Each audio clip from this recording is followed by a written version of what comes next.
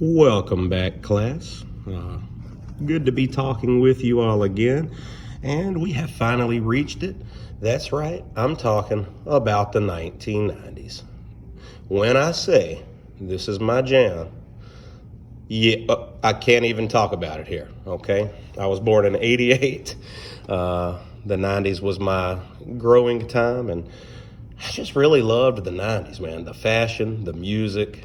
Anyway, I won't bore you. Let's get into the academics.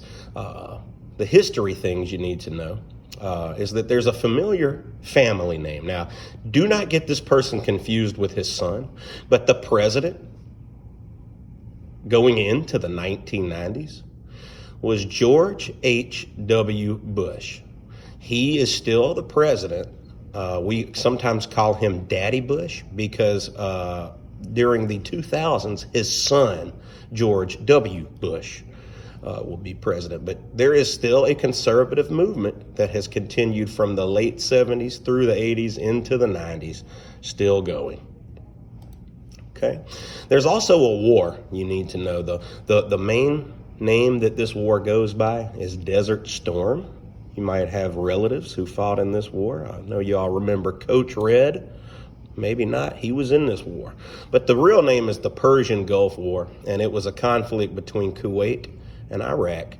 Familiar name here. Saddam Hussein, leader of Iraq, basically illegally invaded Kuwait next door and stole their oil. This was against the UN rules, about like Russia did in 1979. So to punish Saddam Hussein and Iraq, the U.S. formed a group of countries called the Coalition Forces. And I think it was a very short war, like 90-something days. Don't quote me on that, but very short war. We were able to go in and force Iraq out of Kuwait. And there's Saddam Hussein when he was much younger during the Gulf War. And right here is his picture from my high school years. That's when we finally caught him, and he was executed.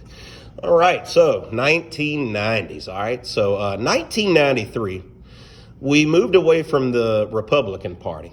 We will vote into office Democrat President William Bill Clinton, and y'all know him as Bill Clinton.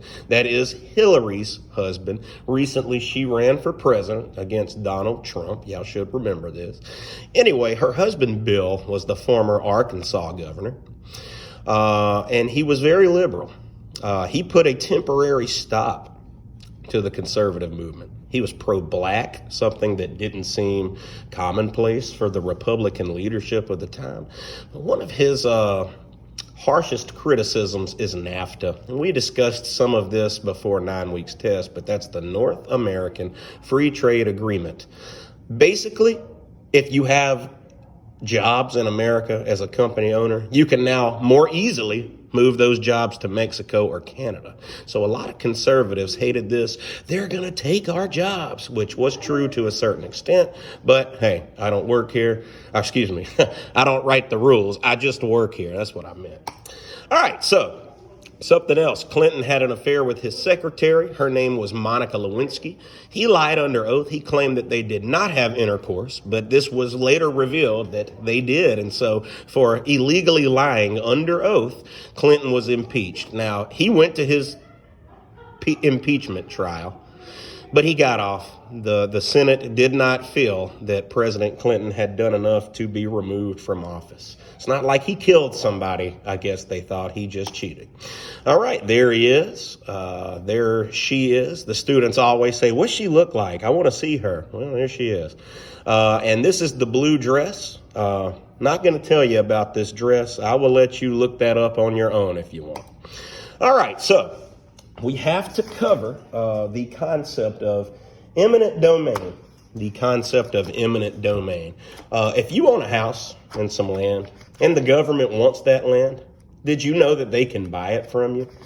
Well, Mr. D, it's mine. What if I tell the government I don't want to sell it?